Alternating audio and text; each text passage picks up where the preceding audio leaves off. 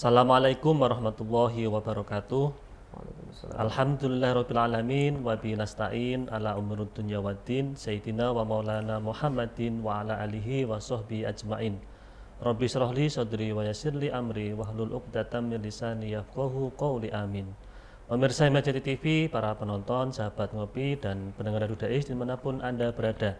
Pertama-tama mari kita panjatkan syukur kita kehadirat Allah Subhanahu wa Ta'ala, yang mana pada kesempatan kali ini kita bisa berjumpa kembali di acara ngopi ngaji online perkara Islam. Kedua kalinya sholawat dan salam semoga tercurahkan keridhaan Nabi Agung kita Nabi Muhammad SAW. Semoga dengan mahabbah kita kepada baginda Rasul dapat memberikan kemudahan hidup di dunia dan kelak di yaumil qiyamah kita mendapatkan syafaatnya. Amin amin ya rabbal alamin. Pemirsa Imajati TV, para penonton, sahabat ngopi, dan pendengar Radio Dais dimanapun Anda berada, alhamdulillah kita berjumpa kembali di acara ngopi ngaji online perkara Islam. Dan pada episode kali ini seperti biasa kita kedatangan tamu guru kita. Beliau adalah Gus atau Kang Burhan. Ya. Assalamualaikum Bang. Waalaikumsalam warahmatullahi Kabari saya? Saya sehat Ya. Alhamdulillah sehat. Nah, dan seperti biasa ini teman ngopi saya ada Mas Aldi. Mas Aldi Ya. sehat? Alhamdulillah sehat Mas Anis. Sehat ya? Mas Anis gimana kabarnya? Alhamdulillah sehat. Sehat semua ini, Walaupun alhamdulillah. cuaca di luar kadang hujan itu ya. Tapi kita tetap jaga stamina biar bisa istiqomah ngopi. Mas Aldi. Ngopi. Baik. Nah, Mas Aldi, kita sudah kedatangan Kang Burhan, nanti akan bersama kita untuk diskusi tentang apa Mas kira-kira? Nah ini biasanya kan kalau Kang Burhan itu diskusinya tentang sesuatu yang melangit gitu loh Mas Anis. Oh, melangit. Nah, hubungan hamba dengan apa? Allah gitu loh kan. Nah ini juga mungkin sama. Kita akan membahas tentang ridho dan yakin gitu Mas Anis. Berarti kalau kita ingin melangit itu harus punya keyakinan dulu, Mas. Punya keimanan kan itu. Ya, Nah, kira-kira kalau melihat situasi saat ini, itu kan banyak sekali kejadian-kejadian yang harus kita yakini dan kita ridhoi. Nah, kira-kira seperti apa Mas Aldi? Menurut Mas Aldi, bagaimana kita bisa meyakini, terutama takdir itu bagaimana?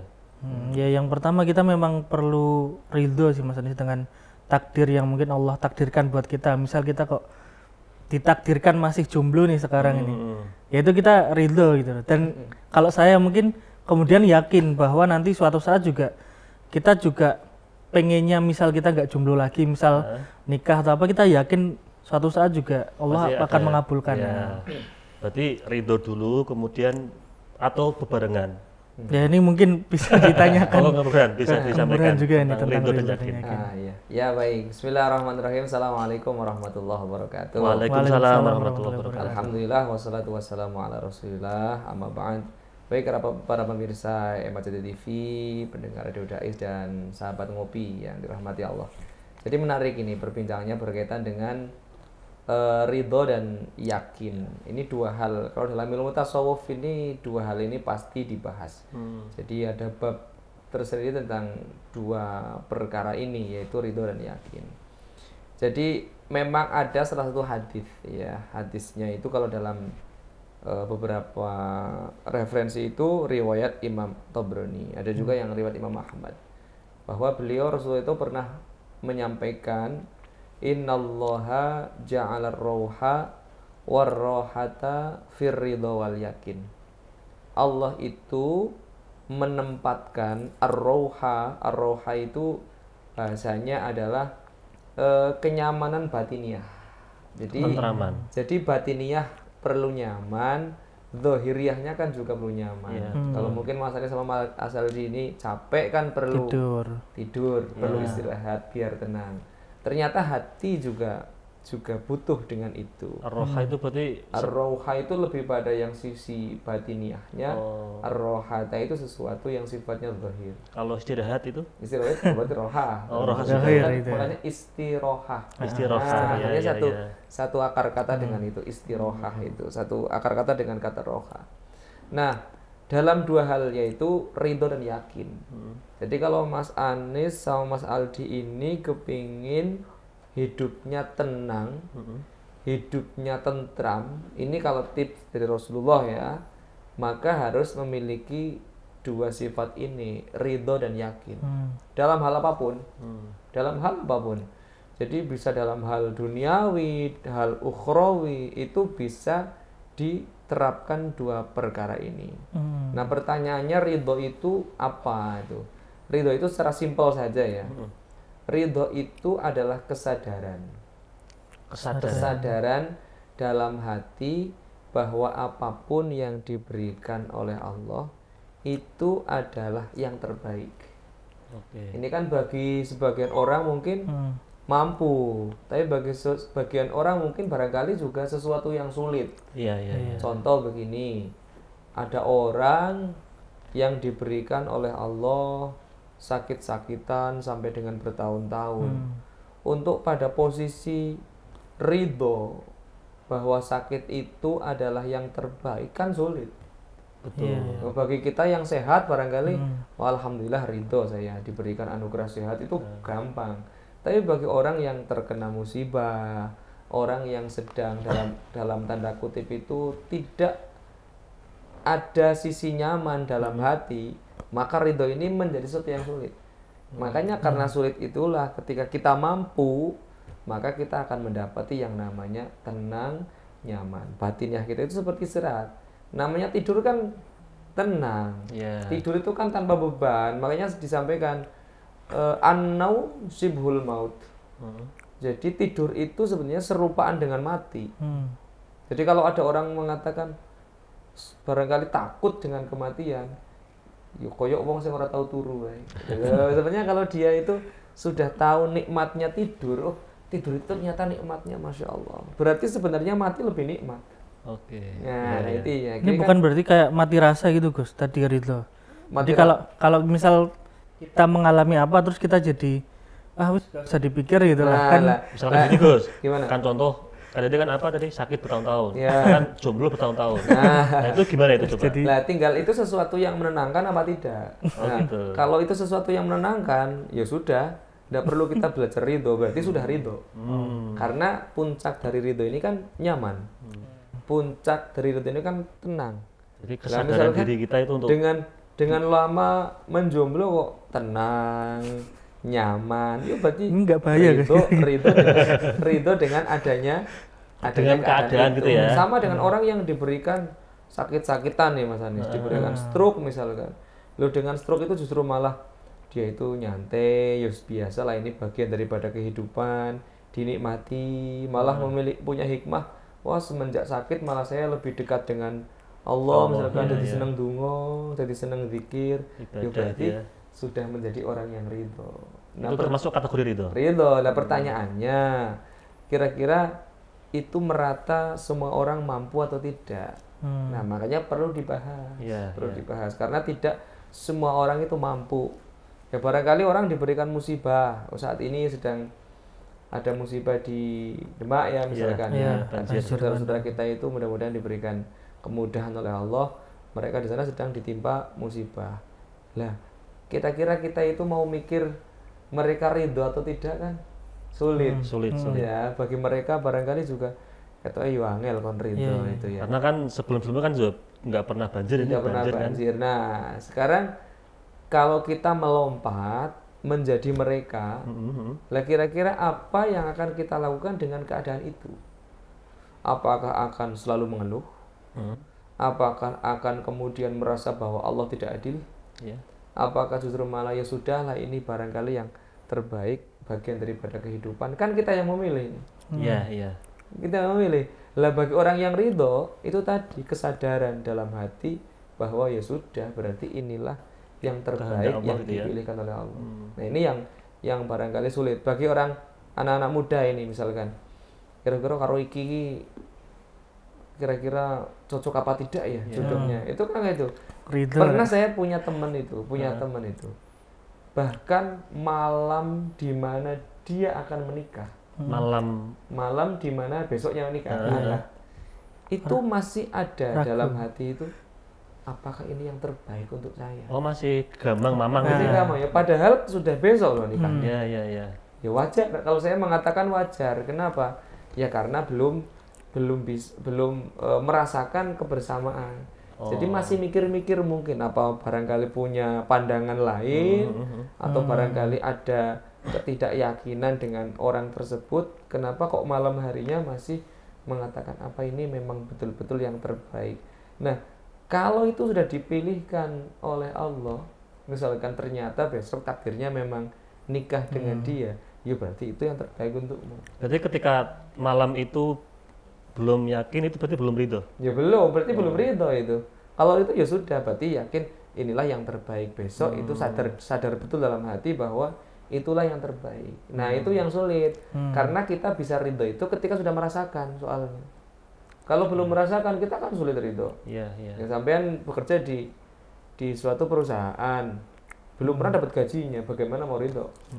Tapi kalau sudah dapat gaji, kan baru bisa, ya sudah gaji segini tidak apa-apa, mungkin ini rizkiku ini memang segini. Tapi kalau pas prosesnya kan tidak bisa, belum bisa ridho tuh.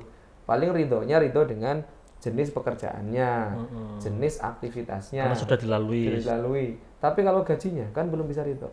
Sama dengan menikah tadi, karena dia belum bisa merasakan pernikahannya, belum akad. Jadi wajar kalau belum bisa ridho, masih ngambang begitu. Tapi kan kita tidak boleh demikian. Kita harusnya ya sudah, besok mau akad harus belajar ridho kan gitu.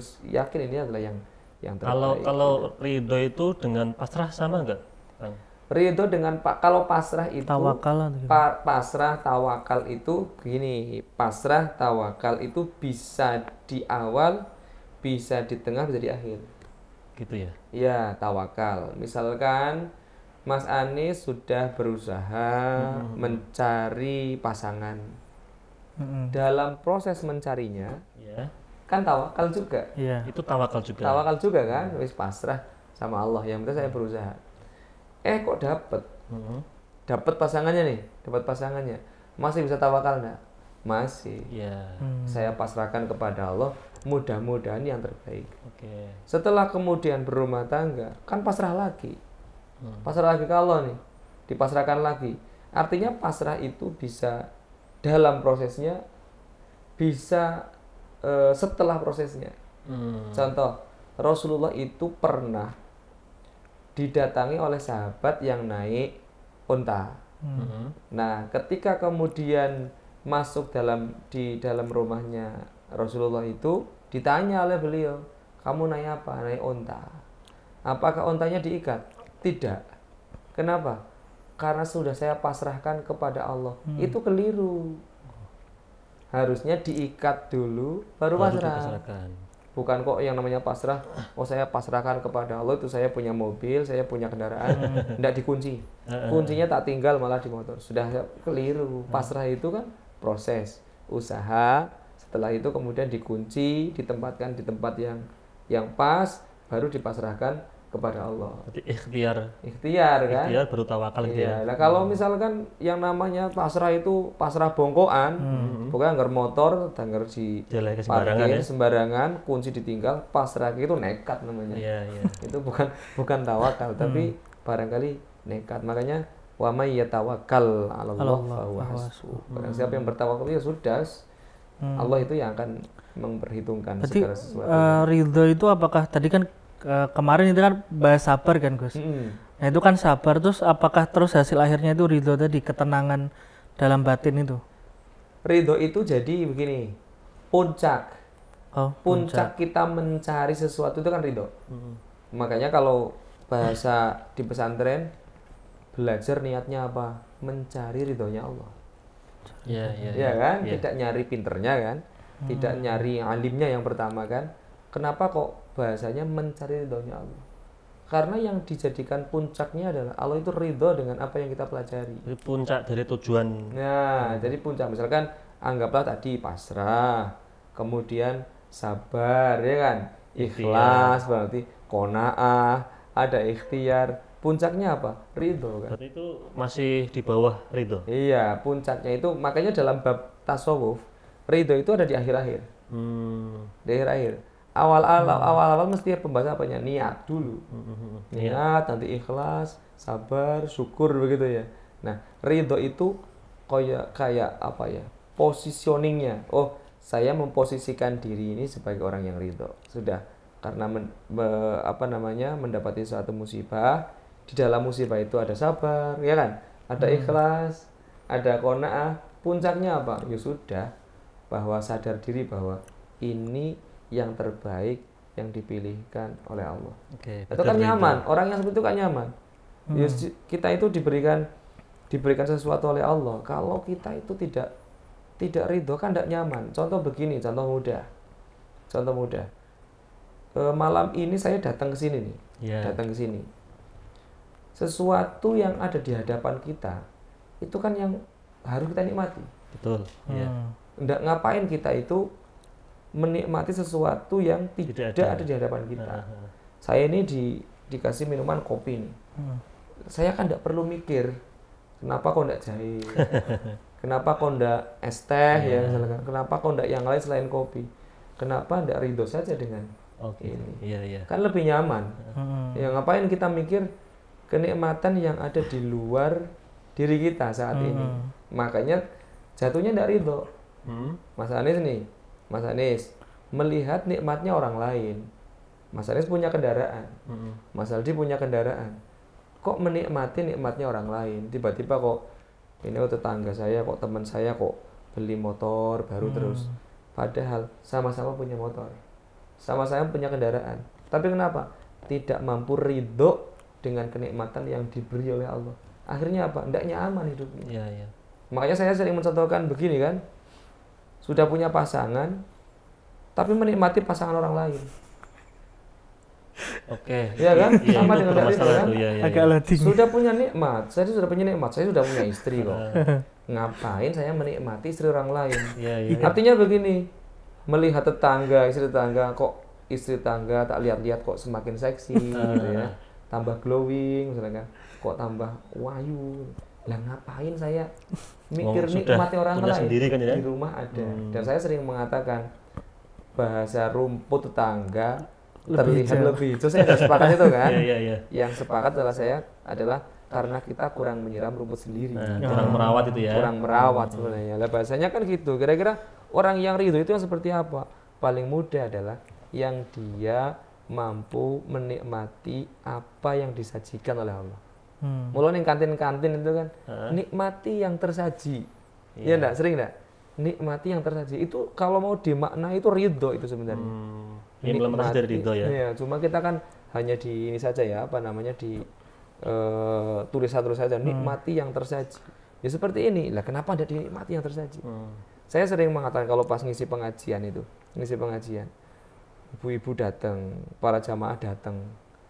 Lah kemudian penceramahnya datang.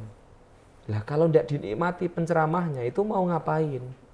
Ya maka apapun yang disampaikan penceramahnya, ya dinikmati kata per kata, materi per materi, lucu kira ora patek penting. Yang penting pokoknya dinikmati itu. Iya.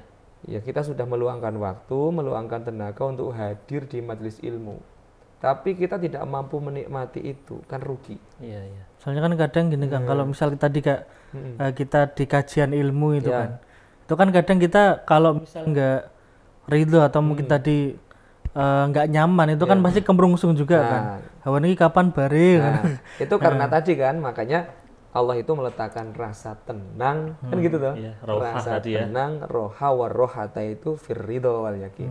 Jadi dalam ridho dan yakin. Contoh saya itu mau berjamaah di Masjid Agung Jateng nih, mau sholat tarawih. Begitu nyampe sini tarawih, lah kok yang dibaca 1 juz. Nah, akhirnya kan dalam hati Rasido terawih. Nggak jadi terawih kan? Akhirnya gitu. Nggak ridho. Itu sama sebenarnya itu gambaran kecil saja ya. Berarti saya hatinya nggak ridho kalau tarawih di MAJT. Kenapa? Terlalu panjang. Kadang tetap terawih, tapi ternyata di pertengahan kemerungsung juga. Nah, pertanyaannya begini. Lah kalau nggak dinikmati, kan eman-eman. Kita sudah nih datang ke MAJT, jauh-jauh hujan-hujanan misalkan. Sudah nyampe MAJT, sudah sholat. Bahkan di dalam sholat kok kemerungsung kan eman-eman. Sayang kan waktunya kan, ngapain tidak dinikmati saja. Makanya nikmati apa yang tersaji, nikmati nikmatmu sendiri. Jangan kita itu sering mencoba menikmati nikmatnya orang lain. Itu yang membuat kita tidak nyaman. Iya. Betul Gus. Jadi kan ini kan kaitan dengan bagaimana kita bisa ridho dengan keadaan diri sendiri. Apapun itu kan ya. Termasuk ya tadi banyak hal ibadah, kemudian muamalah macam-macam. Nah sekarang gini Gus. ridho itu kan makom tertinggi ya itu ya. Ya. Jadi sebelumnya ada beberapa ikhlas macam-macam itu. Bagaimana cara kita itu bisa benar-benar ridho terhadap keadaan yang kita terima? Kan mungkin ridho itu kan nggak hanya sebatas, apakah itu juga hanya keadaan kekecewaan atau nikmat juga termasuk harus ridho? Ya. Jadi semuanya. Makanya bahasanya tadi di awal kesadaran dalam hati kita bahwa apapun yang diberikan oleh Allah itulah yang terbaik. Itu kan sama dengan orang yang menerima takdir. Menerima takdir, oke. Tapi orang yang menerima takdir tidak mesti ridho tuh. Gimana itu? Ya misalkan contoh, sudahlah saya menerima dengan dia. Tapi menerima dengan dia itu kalau tidak ridho ya tidak nyaman. Terpaksa mungkin. Terpaksa akhirnya. Jadi Orang kalau sing kepingin ditingkatkan yuk menerima plus ridho, kan gitu kan. Mungkin karena kurang yakin, Gus. Nah itu tadi, makanya kan nanti kan di komben itu ya. Nah sekarang begini, kalau misalkan ada orang yang sudah ikhtiar, ya ikhtiar ingin mendapatkan sesuatu, kemudian sesuatu yang didapatkan itu tidak sesuai dengan yang kita inginkan, kan gitu. Ada orang berdoa contoh saja, ada orang yang berdoa, ketika diberi oleh Allah ternyata yang diberi itu tidak sesuai dengan yang kita inginkan, maka kita akan apa? Kecewa akhirnya. Kekecewaan muncul. Kecewa. Kenapa kecewa? Karena tidak sadar bahwa itu yang terbaik yang diberikan oleh Allah. Gitu loh. Jadi arahnya itu tetap ke sana. Kalau kita sadar betul bahwa oh ini yang paling baik.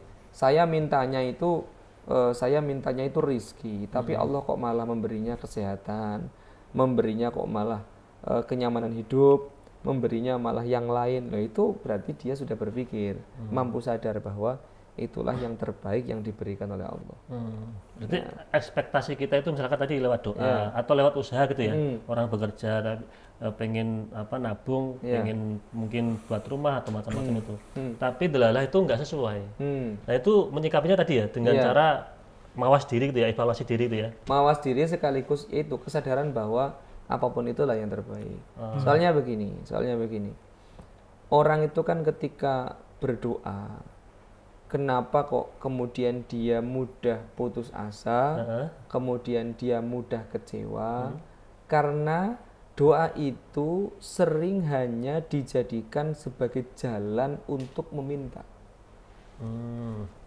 bukan sebagai jalan ibadah.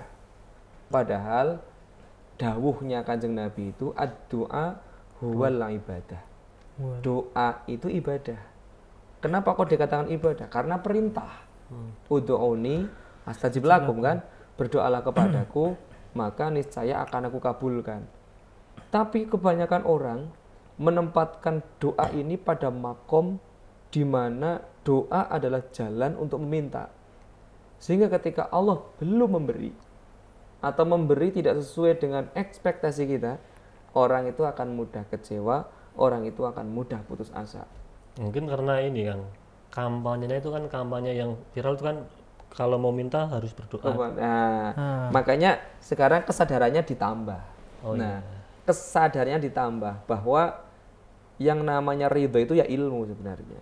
Ilmu. Harus didasari dengan ilmu dan iman itu. Kenapa? Karena kalau tidak tahu, misalkan contoh, kebanyakan orang itu merasa bahwa jalan saya untuk meminta ya doa. Doa itu jalan untuk saya meminta kepada Allah. Kalau hanya itu saja, saya tanya ke Mas Anis, kira-kira doa yang dilantunkan setiap hari itu sudah dikabulkan 100% atau belum? Belum kan?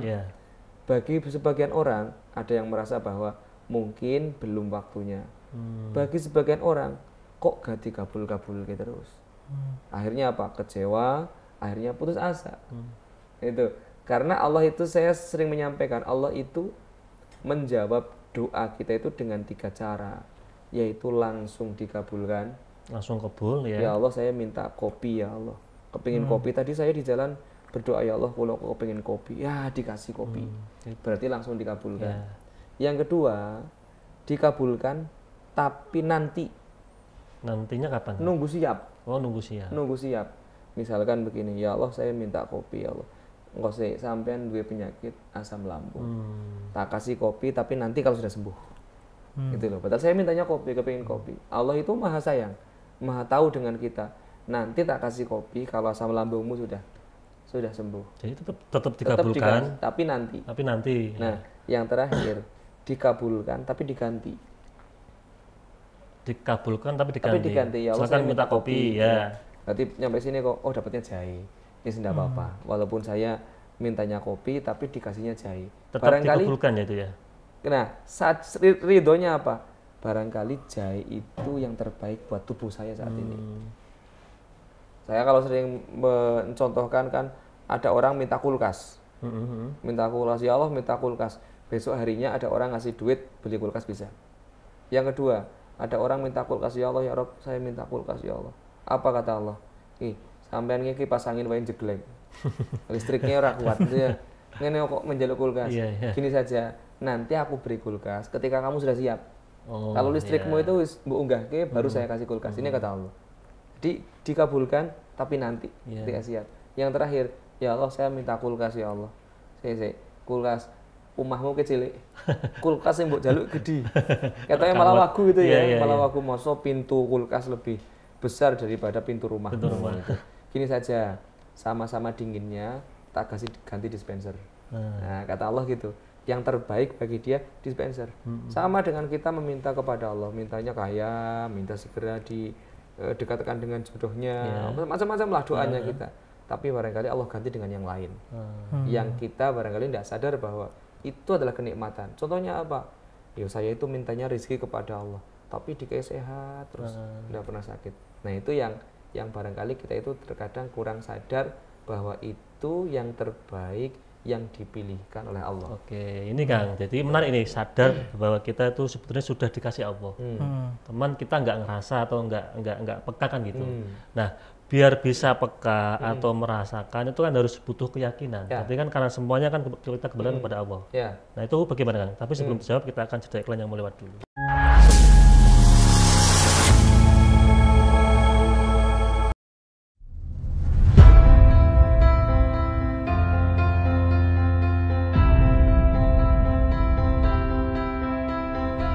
Masjid Agung Jawa Tengah kini hadir dengan berbagai pelayanan dan fasilitas yang membanggakan. Berdiri di pusat bumi Jawa Tengah, masjid ini semakin kokoh menciarkan ajaran agama Islam, tidak hanya di kancah lokal dan nasional, tapi juga internasional.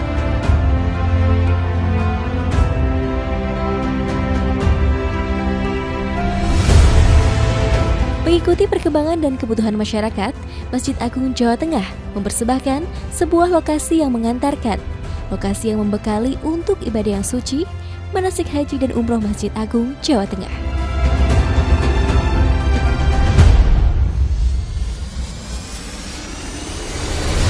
Dilengkapi replika bangunan Ka'bah, Bukit Safa dan Marwah, beserta area manasik yang luas, maka lokasi ini tepat untuk menjadi pilihan Anda melakukan proses manasik sebelum melaksanakan ibadah yang suci. Dengan 2 pintu gerbang utama, sistem keamanan yang sudah modern, area parkir yang luas semakin memudahkan Anda dalam beribadah maupun kenyamanan dan keamanan selama proses manasik berlangsung.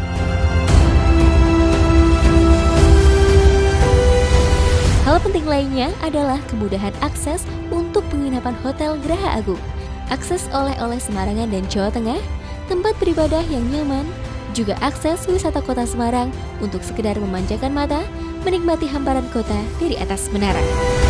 Tentunya, ini semua demi pelayanan yang mengedepankan kepuasan Anda sebagai pelanggan. Dengan berbagai macam kelebihan tersebut, maka lokasi manasik di Masjid Agung Jawa Tengah layak menjadi pilihan Anda sebelum melaksanakan ibadah yang suci ataupun untuk proses pendidikan putra-putri kesayangan.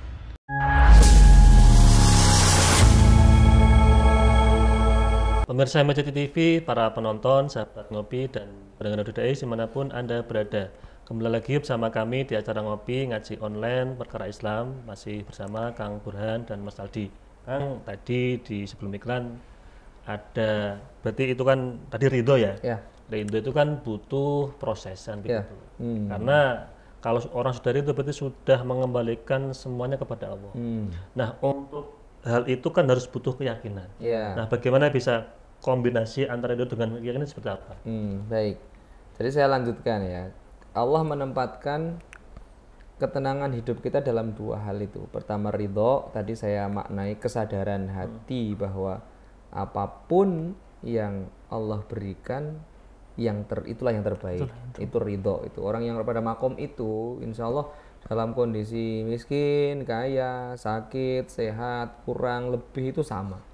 Karena sama-sama meyakini bahwa apapun yang diberi adalah yang terbaik. Nah, yang kedua ini posisinya adalah yakin.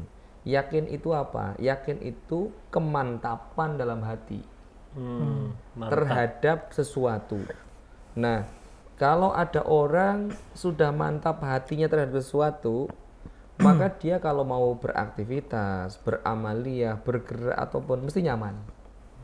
Contoh begini, kita yakin dalam posisi iman kepada Allah. Allah itu punya nama 99 yang kita sebut sebagai Asmaul Husna. Itu misalkan. Lah, kita bisa meyakini Allah kan cukup dengan Asmaul Husna itu. Misalkan apa nih? Allah itu maha memberi. Allah itu maha mengabulkan doa kita. Gitu kan. Nah, dengan ilmu itu, makanya al-yakin wa al-ilmu sebenarnya. Yakin itu ya ilmu sebenarnya. Ilmu yang sampai kepada kita. Contoh, Allah itu maha mengabulkan doa kita. Maka kalau ada orang yang berdoa tapi tidak disertai dengan keyakinan, nihil hasilnya. Walaupun hanya motivasinya ibadah saja. Ya karena kita itu tidak yakin. Makanya syarat orang berdoa kan begini. Orang itu kepingin berhasil dalam berdoa itu begini. Satu, ada yang diminta. Kan jelas ya, ada yang diminta ya. Mas Anies mau minta apa, silahkan disusun sendiri doanya. Setelah ada yang diminta, yang kedua adalah yakin bahwa akan dikabulkan. Nah ini konteksnya yakin ini kan, yakin. Masalahnya banyak orang yang berdoa bahkan dia tidak yakin dengan doanya. Dengan doanya sendiri. Iya, contoh begini, ya Allah, saya kepingin jadi menantunya Pak Gubernur. Nah tapi dalam hati, tapi apa iso yo? Nah, itu nggak yakin. Itu nggak yakin. Wong doa, padahal yang namanya berdoa itu gratis, yakin itu juga gratis. Ya Allah, saya kepingin jadi direktur ya, tapi saya orang bodoh ya, apa bisa ya? Misalkan kepengen jadi caleg tuh ya. Saya kepingin jadi caleg, tapi kok saya miskin, apa bisa ya? Nah, ini berdoa saja, ndak yakin apalagi mau berjalan, kan gitu. Jadi berdoa saja, kita butuh ilmu untuk bisa yakin. Tapi kan gini Kang, artinya begini, orang berdoa kan harus realistis, harus tahu diri gitu. Nah, kan nggak boleh yang tadi terlalu ketinggian. Terlalu tinggi, ya makanya begini, itu kan adab doa. Adab doa itu apa? Kalau di kitab Hikam itu, Sarah Hikam itu, Syekh Zarruq itu pernah mengatakan contoh doa yang tidak beretika, meminta sesuatu yang mustahil. Meminta sesuatu yang mustahil, misalkan, ya Allah saya minta diturunkan makanan dari langit. Itu bahasanya itu kalau Syekh Zarruq itu mencontohkan, kan sesuatu yang tidak mungkin. Betul. Atau meminta sesuatu tidak mustahil, tapi itu perkara yang haram, perkara yang tidak boleh. Ya Allah, hari ini saya sudah mencuri, ya Allah, saya minta kepadamu mudah-mudahan hasilnya berkah. Mungkin nyolong kok ndonga ben hasilnya berkah, kan sesuatu yang tidak mungkin. Betul. Tidak mungkin terharam itu. Nah makanya ada etikanya. Nah, berarti itu termasuk doa yang tidak beretika. Iya, tidak beretika dan jauh dari kabulnya Allah. Nah itu etika saja. Nah sekarang kita kembali ke yakinnya. Lah kalau kita yakin bahwa Allah itu mengabulkan, itu kan gitu. Ya sudah, kalau berdoa apapun yang diminta, yakin saja bahwa Allah akan mengabulkan. Itu titiknya titik yakin.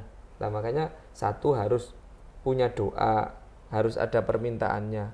Cara motivator itu harus punya semangatnya. Ada semangatnya, ada motivasinya dalam berdoa. Yang kedua, yakin bahwa apa yang diupayakan, yang disemangati itu dikabulkan oleh Allah. Nah, kemudian yang ketiga, ini sambil kita berdoa, usaha, sambil kita yakin. Yang ketiga ini siap. Siap. Ya, siap menerima dikabulkannya Apapun doa itu. Oh, siap menerima doa dikabulkan doa itu. Iya, lah kayak tadi itu loh, orang njaluk kulkas tapi orang siap iya, aslinya. iya, iya. Artinya dia belum siap minta kulkas. Kalau kita itu mau meminta air, ya etika yang terbaik yang bawa wadah. Sampean mau meminta beras, ya kalau bisa bawa karung lah atau bawa plastik. Siap gitu ya. berarti ya. Siap lah. Loh ini kok ada orang Masa minta kok kosongan gini. minta airnya. Lain di wadah ya. Rak duwe. Kayak ilah. Rak niat jaluk. Jadi misalkan saya minta jodoh, tapi rak siap berarti kan Rak siap belum. di wadah gitu ya. Sekarang gini wis, Mas Anies sudah punya permintaan minta jodoh. Kemudian yang kedua, yakin bahwa akan diberikan jodoh. Nah, tapi Mas Anies rak siap. Misalkan tidak berusaha memantaskan diri. Iya, iya, iya. Sing disenengi apal Quran. Sing disenengi duwe pondok misalkan lo ya. Iya, iya. Berdoanya oke, lolos. Yakinnya oke, lolos. Lah siapa apa enggak? Jadi mantunya kiai hafal Quran, duwe pondok. Lah kalau kita itu kepingin itu mudah untuk sukses dikabulkan, yo minimal saya senang dengan Al-Quran, saya siap bareng-bareng ngopeni pesantren, mampu untuk mengabdi ngopeni pesantren. Jadi memantaskan diri kan gitu ya. Memantaskan diri kan gitu. Makanya kan begini rumusnya. Allah itu tidak akan kok mempertemukan orang yang buruk dengan orang yang baik. Allah itu akan mempertemukan yang baik dengan yang baik, atau minimal dengan orang yang siap baik. Oke. Siap baik. Kalau andai kata misalkan kok si A itu buruk, lebih buruk dari yang perempuan itu lebih buruk daripada Mas Anies, yakinlah bahwa dia itu orang yang siap baik. Kalau Mas Aniesnya baik, Ataupun sebaliknya. atau sebaliknya. Makanya Allah itu akan menemukan yang baik dengan yang baik. Tidak akan menemukan yang hak dengan yang batil, itu tidak akan. Mesti akan yang baik dengan yang baik. Maka rumusnya mudah sebenarnya. Kalau saya kepingin mendapatkan yang baik, cukup saya memperbaiki diri, maka Allah akan mempertemukan dengan yang baik. Kan sebenarnya rumusnya bisa dibalik seperti itu. Daripada kita berusaha golek pasangan sing apal Quran, duwe pondok, wayu, dhuwur. Ya kita tidak siap untuk bisa menerima itu. Lah bagaimana doanya akan dikabulkan. Tapi kalau kita sudah siap, wah saya kepingin ngimbangi minimal harus alim, saya harus hafal Quran, Minimal saya surat Al-Ikhlas lah gitu lah.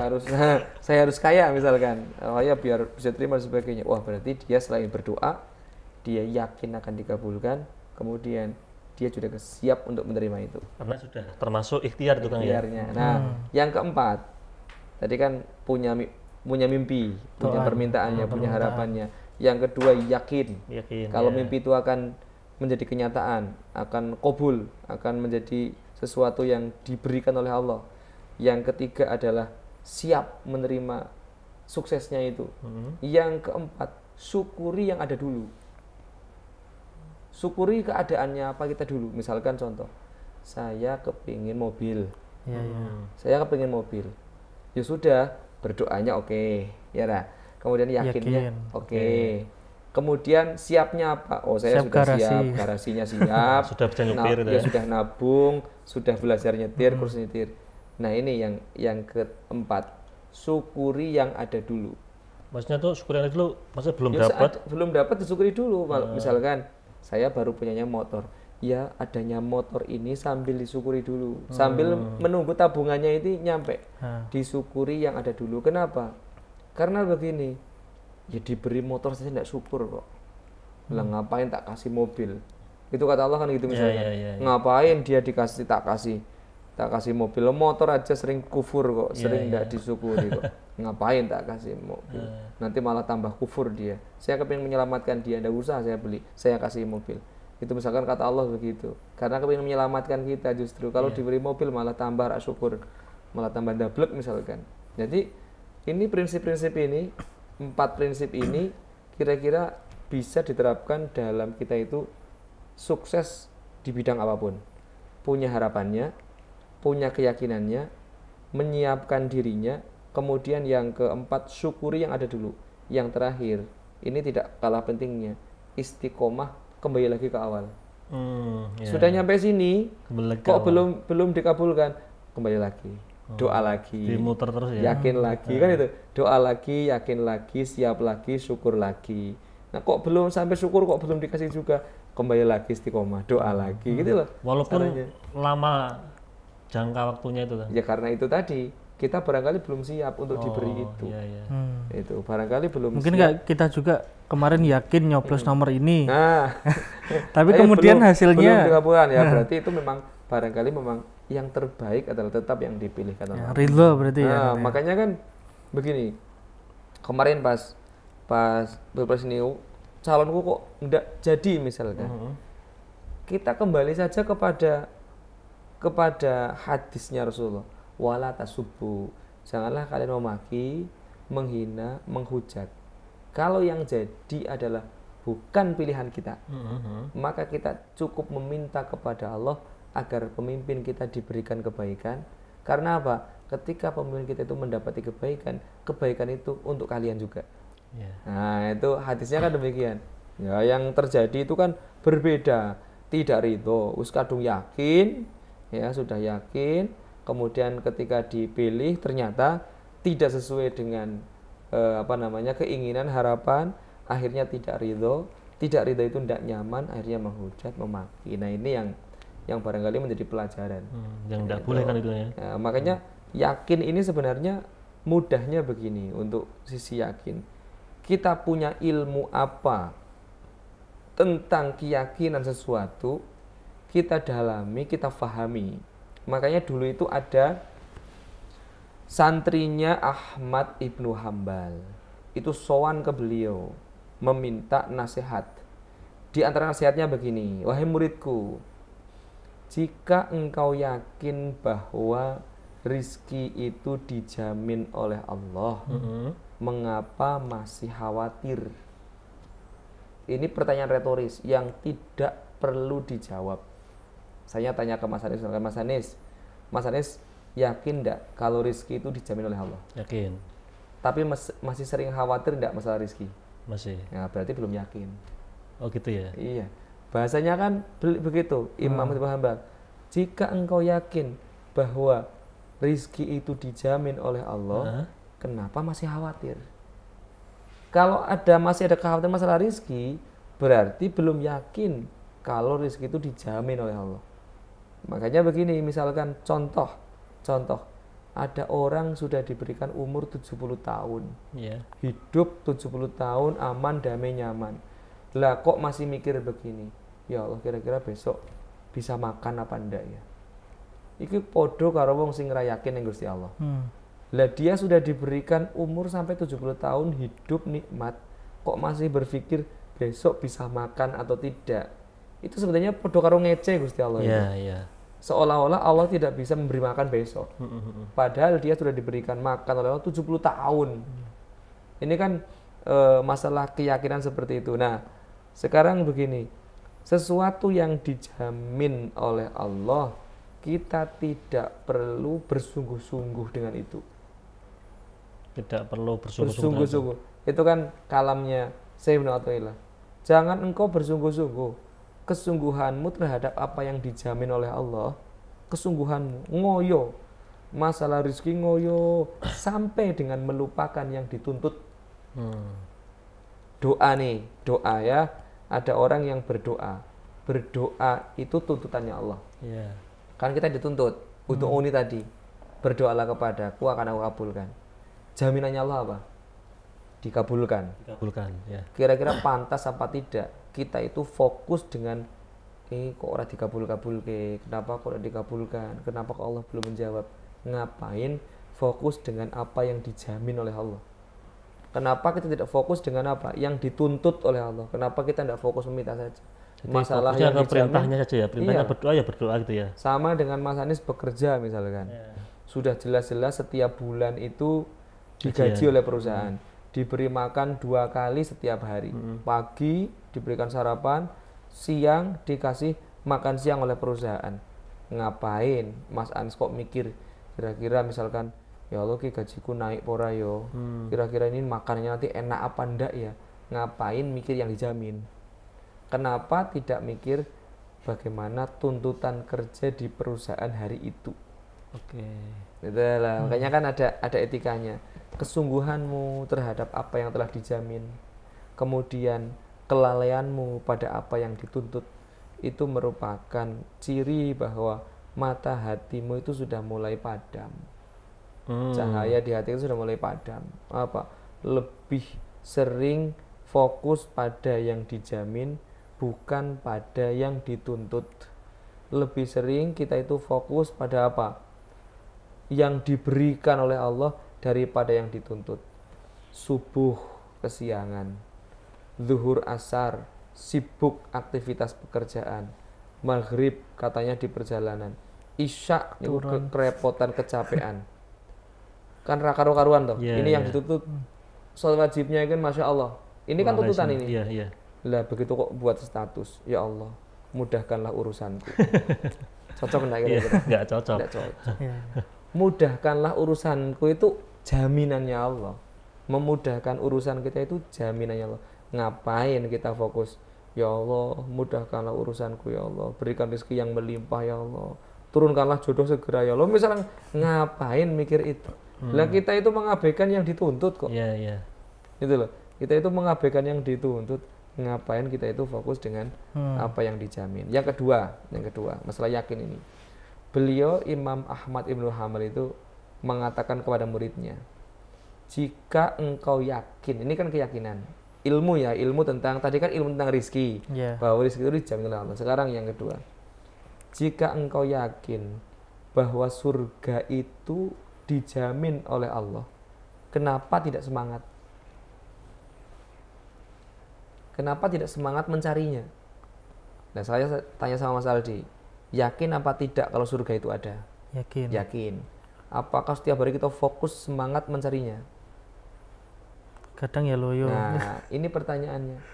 Tapi sekarang begini, siapa yang bisa sholat jamaah subuh di Masjid Agung Jawa Tengah selama 40 hari tanpa putus-putus, akan aku berikan hadiah mobil haji tahun ini tanpa menunggu, gratis. Semangat.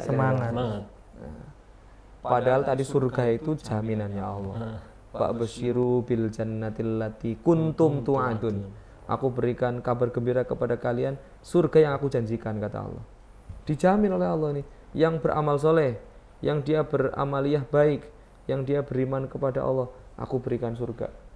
Tapi pertanyaannya, jika engkau yakin bahwa surga itu ada, kenapa tidak semangat? Kenapa beda ketika kita misalkan, oh ini Pak Gubernur akan memberikan hadiah mobil untuk mereka yang ikut jalan sehat. Wah, semangatnya pagi-pagi itu langsung. Itu pun artinya bisa enggak dapat itu ya. Nah, padahal jelas enggak dapat, enggak mesti dapat itu. Tapi semangatnya itu kan luar biasa. Iya.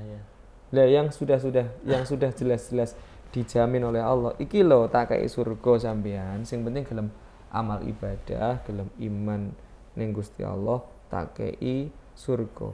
Lah iku kok ndak semangat. Maka sebenarnya itu ujian keyakinan kita. Ini kan kita bicara yakin.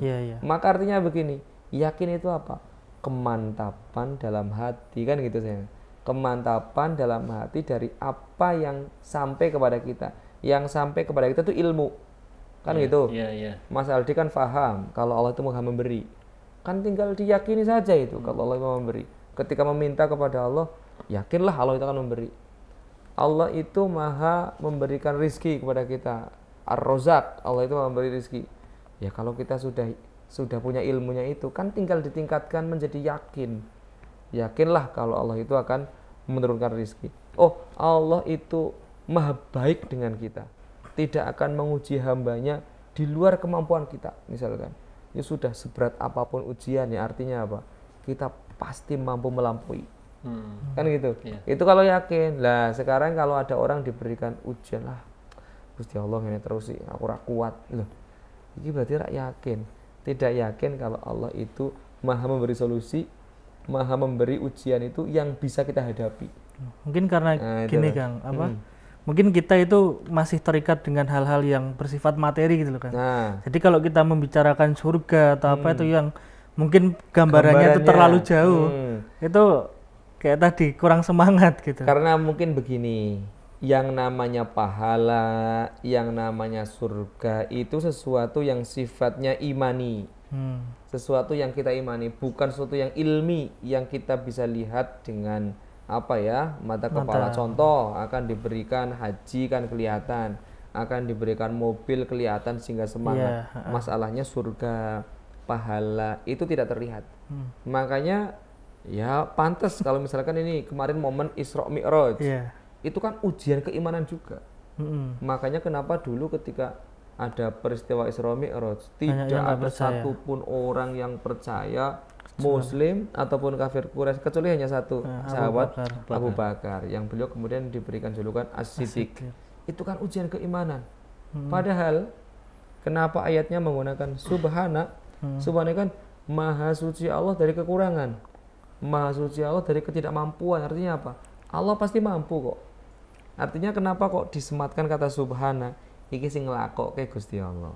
Ngapain kamu kok ndak yakin? Sama dengan begini. Ini loh yang menghandle acara ngopi ini Pak Gubernur. Ngapain kok ragu? Jalankan saja. Ada yang kata subhananya itu untuk meyakinkan. Ini loh Allah. Maha suci Allah. Subhana itu kan maha suci Allah. Nah kalau itu nyantel saja keimanannya ke situ. Kenapa kok sahabat Abu Bakar itu kok beliau itu menjadi orang yang percaya? Ya karena ayatnya subhana itu. Oh ini Allah yang menjalankan kok. Nabi Ibrahim itu dibakar. Hanya dengan makulna ya narukuni kan. Barda wa salaman ala Ibrahim. Ini yang melakukan Allah kok. Api itu akan tunduk kepada Allah. Artinya apa? Ada orang yang betul-betul keyakinannya sangat tinggi sehingga dia itu sudah melupakan sesuatu yang sifatnya logika karena keyakinannya. Nah makomnya kita itu hanya lebih pada sekedar ilmu itu tahu. Makanya ada orang yang hanya sekedar tahu, ada orang yang dia kenal, ada orang yang dia dekat. Kita tahu bahwa Allah itu maha melihat, semuanya tahu. Tapi kita belum tentu kenal Allah itu maha melihat. Buktinya apa? Kita masih berbuat maksiat santai-santai saja kok. Kayak itu seolah-olah itu Allah tidak melihat. Padahal kita tahu loh. Kita sudah sama-sama tahu innallaha sami'un basir. Allah itu maha mendengar, maha melihat. Semua orang tahu. Kita level itu lebih dari sering ini. Tahu. Setelah tahu, harusnya kenal. Kenal itu begini. Sudah mengenal Allah, bahwa Allah itu melihat kita, maka kita hati-hati. Nah, kemudian tahu, kenal, yang terakhir dekat.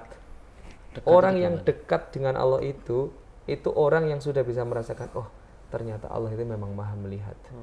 Aku tidak perlu berdoa, Allah sudah mengabulkan. Melihat apa yang diinginkan dan mendengar apa yang diinginkan. Oh Allah itu memang, berarti sudah dekat banget itu. Sudah dekat. Makanya kita itu tingkatkan saja dari kenal, dari tahu kenal. Menjadi kenal itu sudah sadar diri betul. Syukur-syukur menjadi dekat. Nah kalau sudah dekat ini yang dekat aqrabulit taqwa, dekat itu yang sudah bisa merasakan. Jadi kalau Mas Aldi proses PDKT dengan Allah kalau Mas Aldi sudah tahu bahwa Allah Maha mendengar kan tahu. Kemudian ketika berdoa itu sudah penuh dengan keyakinan bahwa Allah itu akan mengabulkan. Nah begitu dikabulkan, Mas Aldi itu sudah sadar dalam hati bahwa oh ya Allah, ternyata memang Engkau itu zat yang maha dekat, zat yang maha mendengar. Itu namanya orang yang sudah dekat. Wah, ini menarik nih. Ngomong tentang keyakinan, tadi ada ilmu tuh kan. Ada istilah itu kan, ada ainul yakin. Itu gimana Kang itu? Ada ilmu yakin, ada ainul yakin, ada hakul yakin. Ini kan itu ya. Kalau ilmu yakin itu tadi sekedar tahu saja. Sebenarnya ini tadi benar ini. Oh gitu ya. Jadi tingkatannya tadi saya itu menjabarkan sebenarnya saya itu yang mengatakan apa namanya tahu, kenal, dekat itu sebenarnya ya ini ilmu yakin. Ilmu kan yakin itu tahu kan. Ya, kemudian ainul yakin, ain itu kan seperti sumber mata air yang sudah betul-betul bisa tembus lah ke sana lah ya, bisa merasakan itu. Nah, yang terakhir hakul yakin ini yang dekat. Ini biar saya mudah menggambarkannya, makanya saya sampaikannya tadi itu. Tahu, kemudian kenal, dekat. Ini sebenarnya kalau mau dijabarkan ya itu tadi sebenarnya. Ilmu yakin, ainul yakin, hakul yakin. Nah, ini ini keyakinan tambahan sebenarnya. Keyakinan tambahan dalam materi apa biasanya tasawuf itu biasanya arahnya ke sana. Makanya saya itu sering menjabarkan hal-hal yang sebenarnya saya sedang menjelaskan tasawuf tapi tak bikin mudah. Sederhana. Tadi saya sebenarnya juga mau menyebutkan itu, tapi biar apa namanya? Biar mudah dipahami. Kita itu menjadi orang yang tahu, kemudian kenal, dekat. Ini sebenarnya ilmu yakin. Kalau Mas Anis kan pasti tahu istilah kayak gitu. Saya kan belum tahu. Kan sekarang gini Kang, ada pondasi yang sangat berpengaruh dalam kita berkeyakinan, yaitu ilmu kan. Karena kalau kita nggak punya ilmu kan kita mungkin tidak ada keyakinan dalam diri kita tentang bagaimana kekuasaan Allah kan. Iya. Nah, ilmu itu apakah bisa tiba-tiba atau harus diusahakan? Ilmu itu ada dua. Dalam Al-Quran, allama bil qalam, allamal insana ma lam ya'lam. Allama bil qalam ini ilmu yang namanya bil kasbi, yang harus kita usahakan. Sekolah, kuliah, ngaji, neng pondok. Itu namanya ilmu yang memang yuk kita usahakan. Tapi ternyata ada ilmu yang tidak perlu kita berusaha. Ilmu itu akan sampai kepada kita. Bisa macam-macam. Ada orang mengatakan laduni. Ada orang mengatakan misalkan tiba-tiba Mas Aldi jalan-jalan kemana begitu ya, mendekati wisata apa di gunung, di lautan, dapat ilmu tiba-tiba, ya Allah itu mah. Itu sebenarnya ilmu itu. Itu ilmu ya. Ilmu yang alamal insana malam ya'lam. Dari tempat yang sebenarnya tidak menyengaja untuk mendapati ilmu, tapi dapat ilmu nih. Misalkan tiba-tiba ada teman itu punya masalah, tapi teman itu ketika punya masalah kok bisa menyelesaikannya dengan baik. Mas Aldi menyimpulkan, ini orang yang barangkali orang yang ridho. Wah, ilmu ridho yang tidak dia sadari. Itu orangnya memang betul-betul orang yang ridho. Nah, caranya bagaimana? Kalau bil qalam allama bil qalam itu dengan belajar, allamal insana ma lam ya'lam. Ini caranya dengan kita itu dekat bertakwa kepada Allah. Makanya di ayat lain, wattaqullah wa yu'allimukumullah. Dan bertakwalah kepada Allah, maka Allah akan mengajarimu. Yang ngajarin langsung Allah. Wattaqullah wa yu'allimukumullah. Bertakwalah kepada Allah, maka Allah akan mengajarimu. Nah, ini yang mengajari Allah. Jadi kadang kita itu, mohon maaf, ilmu itu bisa kita dapatkan dari manapun. Bahkan misalkan malam ini, sebenarnya saya dapat ilmu. Itu ya, saya dapat ilmu. Ini ada orang-orang muda yang Masya Allah semangatnya luar biasa. Ini ilmu sebenarnya. Bagi saya itu ilmu. Berarti teman-teman di sana tidak mesti semangat seperti ini, ikhlas seperti ini. Berarti ada orang yang ikhlas, dapat ilmu. Tanpa saya belajar, tanpa saya menulis, dapat orang itu, dapat ilmu itu. Misalkan di perjalanan nanti tiba-tiba ada orang yang meminta-minta, kita langsung dalam hati langsung, ya Allah, ternyata ini rezeki itu memang sudah diberikan Allah semakom-makomnya. Ada orang yang memang ya dia meminta-minta. Ada orang yang kita itu berusaha bahkan dengan mudah bisa mendapat rezeki. Ada orang yang banting tulang baru mendapat rezeki yang sama dan sebagainya. Ilmu ternyata memang ini Allah yang mengajarkan. Iya. Tapi tadi harus takwa dulu Mas. Nah, semakin kita dekat takwa kepada Allah, ilmu itu akan lebih mudah kita dapati. Makanya istilah Jawa itu kan warosak durunge winarah itu apakah termasuk itu juga? Tafsir, misalkan kita mensyarahi hadis, bagaimana sebenarnya kita kok bisa menjabarkan itu? Padahal dari yang ngajari Imam Syafi'i misalkan, Imam Ibnu Abbas misalkan, kira-kira dari mana beliau mendapati ilmu bahwa menerjemahkan ini awalnya, padahal sebelumnya tidak ada penafsir lain. Kenapa kok bisa menafsiri ini? Surah Fatihah, kenapa kok bisa ditafsiri banyak hal sampai dengan berjilid-jilid hanya Fatihah saja? Kira-kira itu apa ada yang ngajari? Itu kan biasanya kan kadang membaca sendiri, dapat ilmu. Saya juga sama. Saya kepinginnya belajar Isra Mi'raj. Malah saya tidak mendapati pelajaran Isra Mi'rajnya. Tidak hafal-hafal. Malah saya mendapati ilmu. Ternyata belajar itu memang betul butuh usaha. Malah dapatnya itu. Karena apa? Membaca tidak mudeng-mudeng. Moco ya ora mudeng-mudeng. Isra Mi'raj ki tak bolak-balik kok tidak dapat ilmu. Ilmunya malah justru ternyata untuk mendapatkan ilmu itu ya butuh waktu, butuh usaha.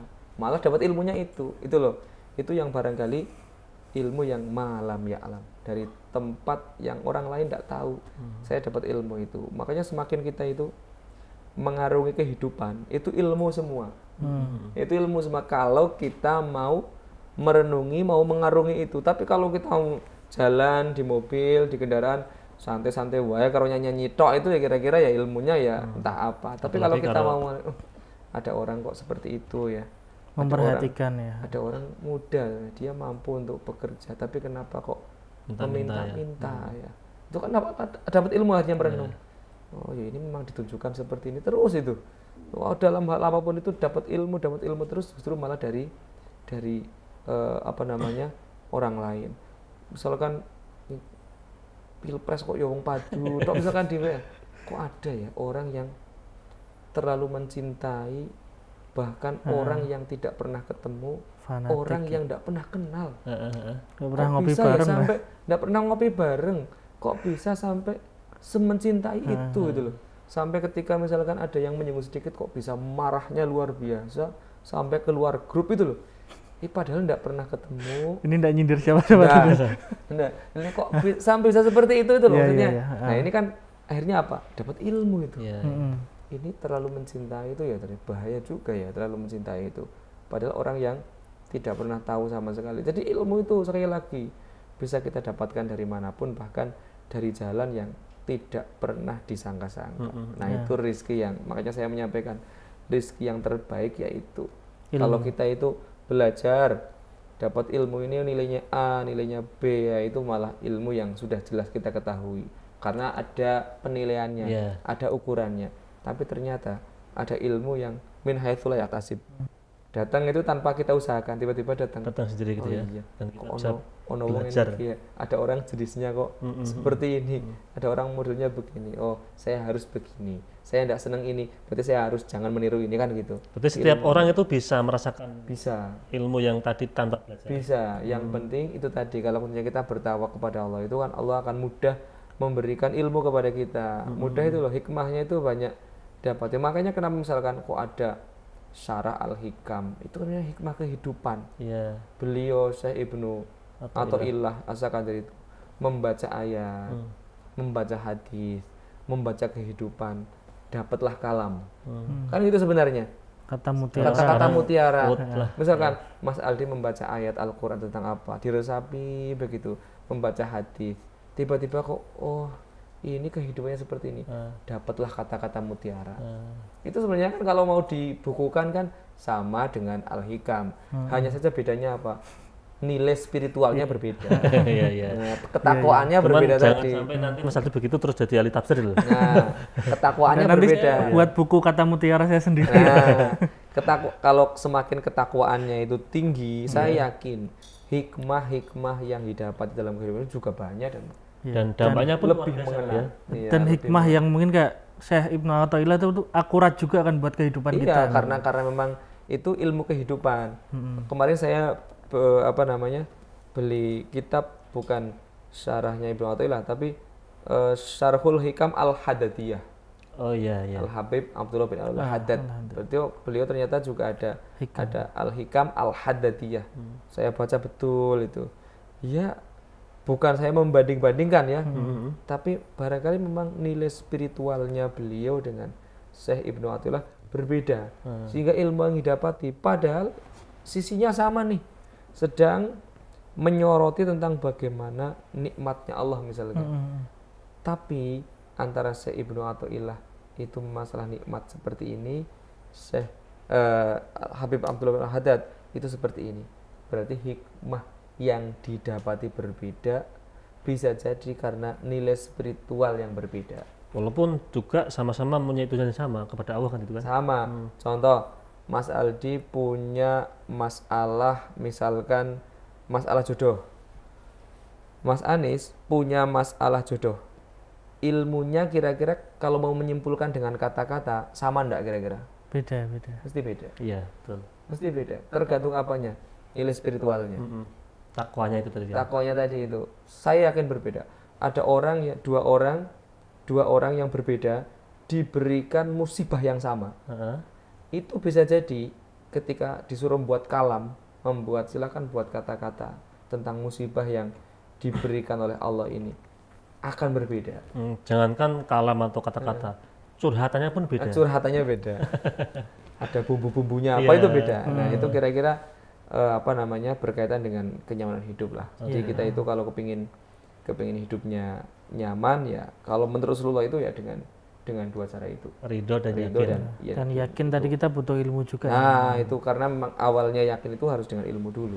Dan ngopi ini adalah satu cara untuk kita mendapatkan ilmu. Nah, barangkali seperti ini ya. Barangkali contoh mudah. Mas Anies, Mas Aldi dan yang lain ini, kameramen semuanya. Nggak perlu mondok, nggak perlu apa. Mendengarkan betul itu ya. Yang disampaikan Gus Inam, yang disampaikan narasumber yang lain misalkan. Dapat ilmu sebenarnya. Kalau mau meresapi loh ya. Tapi kalau ngantuk-ngantuk ya wala alam. Kalau ngantuk-ngantuk wala alam. Tapi kalau misalkan kok jelas betul dapat ilmu kehidupan ya.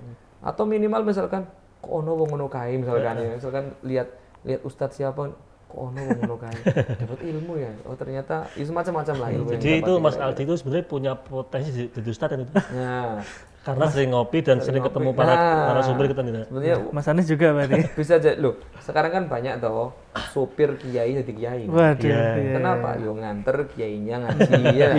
Dia ndak sengaja ikut ceramahnya, mendengarkan pengajiannya walaupun di mobil sambil ngantuk-ngantuk hafal. Lama-lama hafal akhirnya apa? Jadi kiai kok. Ndak pernah ngaji, ndak pernah ikut diniyah, malah bisa ceramah. Kenapa? Karena setiap hari nganter kiainya ceramah.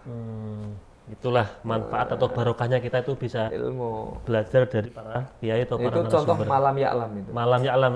Kita nggak tahu dari mana ilmunya, tiba-tiba bisa ceramah. Oh ternyata nderek kiai sering ikut ceramah sehingga bisa ceramah otomatis. Gitu. Oke, Kang Burhan, Mas Aldi, ini sudah dikode sama kameramen. Mungkin ada statement terakhir buat pemirsa Kang tentang tema ridho dan yakin, monggo. Baik, jadi kembali pada apa yang disampaikan oleh Rasulullah Shallallahu Alaihi Wasallam. Bahwa ada dua perkara yang membuat hati manusia itu tenang dalam kehidupannya. Yang pertama adalah ridho dan yang kedua adalah yakin. Ridho ini maknanya adalah kesadaran dalam hati bahwa apapun, dalam kondisi apapun, ya dalam keadaan apapun yang diberikan Allah itu adalah yang terbaik. Yang kedua yakin. Yakin itu apa? Yakin itu ilmu sebenarnya. Ilmu dalam hati kita tentang suatu keyakinan yang kemudian tertancap betul dalam hati sehingga diaplikasikan dalam kehidupan. Yakin terhadap apapun. Allah itu punya banyak sifat. Kalau kita yakin satu persatu, maka akan mendapati ilmu yakin itu. Jadi kalau kita kepingin tenang, yang kuncinya dua, ya masalahnya seperti tadi, yaitu kita hidup dengan cara yang ridho, kemudian dengan penuh keyakinan. Insya Allah kita akan menjadi orang-orang yang hidupnya tentram, nyaman, dohiron, wabatinan. Dohir kita maupun batin kita. Kira hanya itu saja. Matur suwun Kang Burhan sudah menyampaikan ilmu dan kita sebenarnya sudah dapat banyak kalau mau belajar. Mas Aldi, terima kasih sudah ngopi. Pemirsa MCT TV, para penonton, sahabat ngopi dan pendengar Radio Dais dimanapun Anda berada. Demikian ngopi pada episode kali ini. Saya selaku host, apabila banyak salah, mohon maaf yang sebesar-besarnya. Akhirul kalam, assalamualaikum warahmatullahi wabarakatuh.